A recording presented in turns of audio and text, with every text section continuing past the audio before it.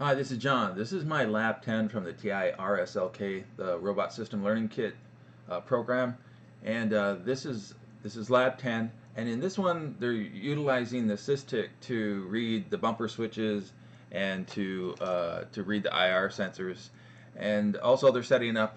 In this one, you had to go through and set up how to uh, save data, like a dump data, say into an array, or also here they gave examples of how to save it actually into memory, into flash memory. So if you had a scenario where maybe you want to do some debug, you may have registers if something crashes, and it saves that data off on to flash, and then you can recover it later to do debug on it. On here, they're saving it so you save the value of like the sensors as they're being read, you save them in, you store them. And I did a little bit different than what they did. They had the bumper switches and the IR sensor on the bottom saved in two different arrays. I'm actually saving both of them into the buffer. I'm just shifting over for one of the values into the buffer and then saving that off into Flash. And so I have this up in Code Composer Studio right now. And let me see. So uh, yeah, so this was actually quite involved because you had to. Still, we have no motors running, so I'm up to Lab 10. Still no motors running, just sensors again. And but it combines using SysTick, a flash, the sensors. There's a whole bunch going on at the same time with this particular one. So it took a little bit, took some time to get everything in order to where I wanted it. It's not exactly what I want, but I'm running out of time for the road test. So I have this up in Code Composer Studio, set up in Debug, and I don't have any breakpoints, but I got watches for different values here. So I have a bumper value to read the value from the bumper, then the line sensor, and then there's also a read sensor. It depends on where it is, what function it's in. And then I have set to where if there's an error, if you write the flash and there's an error, I set an error. That way it doesn't proceed with an error and try to write to something it's not supposed to. And then the current flash address as it's being saved in my buffer, where I'm saving the values that are getting flushed out to the buffer, and then a membuff, a reference, just a reference to tell me where I am in this buffer here. So if I run this real quick, oh yeah, and I have this particular thing right here. I got a piece of tape with paper on it. I had to set this on white paper, otherwise the sensors didn't work for me. And if I line it up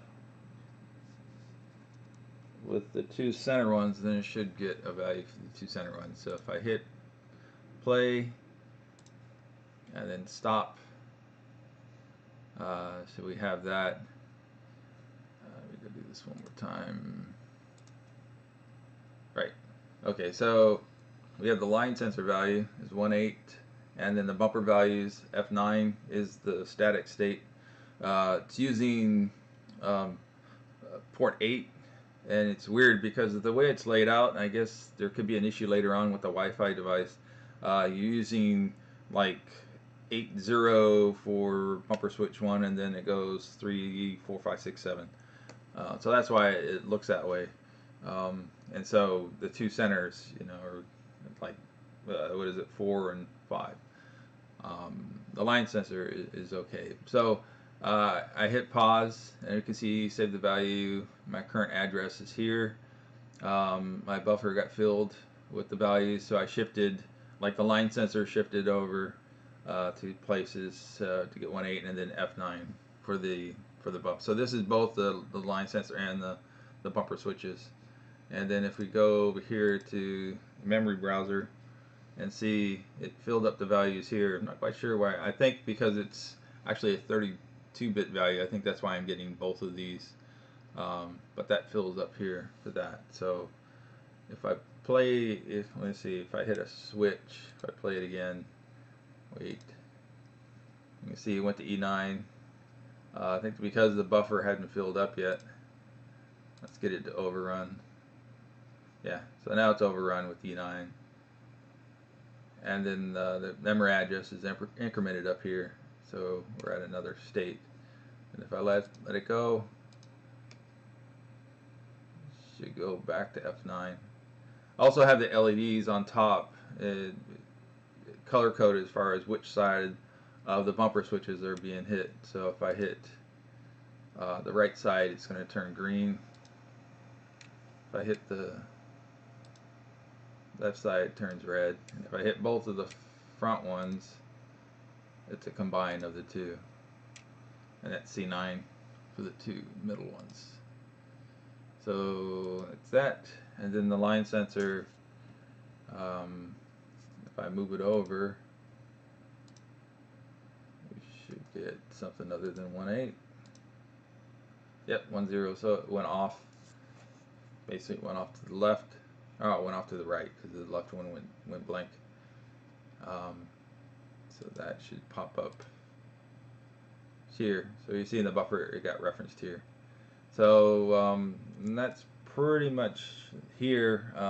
The next one's with the LCD. Then I think 12 goes to the actual motor. So I think that's one thing with this. You kind of want to have something that moves and does a line sensor. So I think I would have done the motors earlier, so it's actually moving around, and then you could play with the bumpers. But I think what they're doing is setting it up so all that's in place when you get the motors going, and then you can control it. So a different technique, but it does take some effort in here. So that's all I have.